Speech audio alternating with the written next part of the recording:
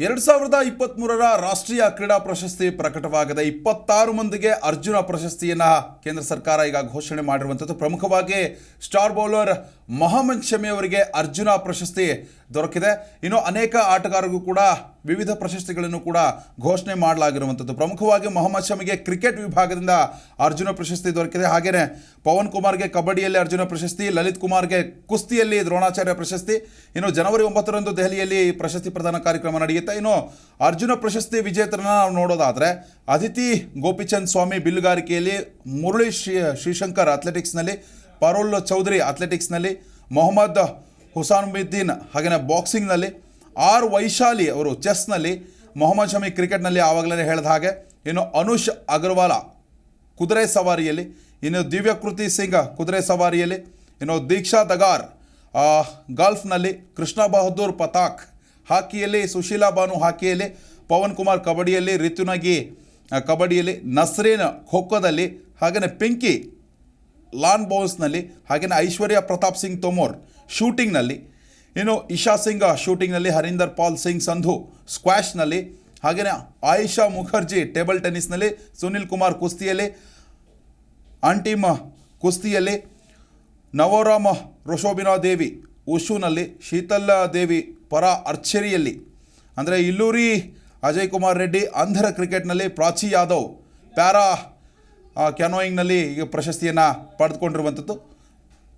ಇನ್ನು ದ್ರೋಣಾಚಾರ್ಯ ಪ್ರಶಸ್ತಿಯನ್ನು ರೆಗ್ಯುಲರ್ ಕ್ಯಾಟಗರಿಯಲ್ಲೂ ಕೂಡ ಕೊಡಲಾಗಿದೆ. ಲಲಿತ್ ಕುಮಾರ್ ಕುಸ್ತಿಯಲ್ಲಿ ಪಡೆದುಕೊಂಡಿದ್ದಾರೆ. ಇನ್ನು RB ರಮೇಶ್ ಚೆಸ್ನಲ್ಲಿ ಪಡ್ಕೊಂಡಿದ್ದಾರೆ. ಹಾಗೆಯೇ ಮಹಾವೀರ್ ಪ್ರಸಾದ್ ಸೈನಿ ಪ್ಯಾರಾ ಅಥ್ಲೆಟಿಕ್ಸ್ನಲ್ಲಿ ಪಡ್ಕೊಂಡಿದ್ದಾರೆ. ಶಿವೇಂದ್ರ ಸಿಂಗ್ ಹಾಕಿಯಲ್ಲಿ ಪಡೆದುಕೊಂಡಿದ್ದಾರೆ ದ್ರೋಣಾಚಾರ್ಯ ಪ್ರಶಸ್ತಿಯನ್ನು. ಇನ್ನು ಗಣೇಶ್ ಪ್ರಭಾಕರ್ ಮಲ್ಲಕಂಬ ಪ್ರಶಸ್ತಿಯನ್ನು ಪಡ್ಕೊಂಡಿರುವಂಥದ್ದು. ದ್ರೋಣಾಚಾರ್ಯ ವಿಭಾಗದಲ್ಲೂ ಕೂಡ ಈಗ ಸದ್ಯಕ್ಕೆ 5 ಜನರಿಗೆ ದ್ರೋಣಾಚಾರ್ಯ ಪ್ರಶಸ್ತಿಯನ್ನು ಕೂಡ ಕೊಡಲಾಗಿರುವಂಥದ್ದು. ಇನ್ನು ದ್ರೋಣಾಚಾರ್ಯ ಪ್ರಶಸ್ತಿ ಲೈಫ್ ಟೈಮ್ ಕ್ಯಾಟಗರಿಯಲ್ಲಿ ನೋಡೋದಾದರೆ ಜಸ್ಕಿರತ್ ಸಿಂಗ್ ಗ್ರೇವಾಲ್ ಗಾಲ್ಫ್ನಲ್ಲಿ ಪಡೆದುಕೊಂಡಿದ್ದಾರೆ. ಇನ್ನು ಜಯಂತ್ ಕುಮಾರ್ ಟೇಬಲ್ ಟೆನ್ನಿಸ್ನಲ್ಲಿ, ಇವರು ದ್ರೋಣಾಚಾರ್ಯ ಪ್ರಶಸ್ತಿ ಲೈಫ್ ಟೈಮ್ ಕ್ಯಾಟಗರಿಯಲ್ಲಿ ಪಡೆದುಕೊಂಡಿರುವಂಥದ್ದು. ಇನ್ನು ಪ್ರಮುಖವಾಗಿ ಧ್ಯಾನ್ ಚಂದ್ ಪ್ರಶಸ್ತಿಯನ್ನು ಕೂಡ ಕೊಡಲಾಗಿದೆ 3 ಮಂದಿಗೆ.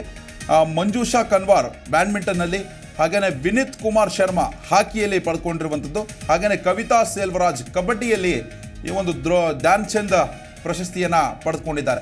ಒಟ್ಟಾರೆಯಾಗಿ ರಾಷ್ಟ್ರೀಯ ಕ್ರೀಡಾ ಪ್ರಶಸ್ತಿಯನ್ನು ಕೇಂದ್ರ ಸರ್ಕಾರ ಈಗ ಘೋಷಣೆ ಮಾಡಿರುವಂಥದ್ದು 9ನೇ ತಾರೀಕು, ಅಂತಂದರೆ ಜನವರಿ 9ನೇ ತಾರೀಕು ಈ ಪ್ರಶಸ್ತಿಯನ್ನು ವಿತರಣೆ ಮಾಡಲಾಗುತ್ತೆ.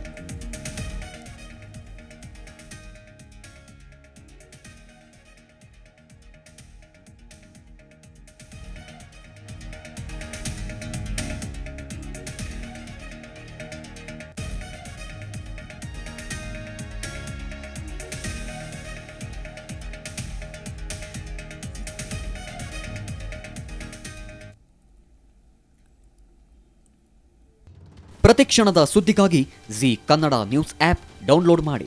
Live TV, latest updates, entertainment, lifestyle, technology ಸುದ್ದಿ ನಿಮ್ಮ ಅಂಗೈಯಲ್ಲಿ.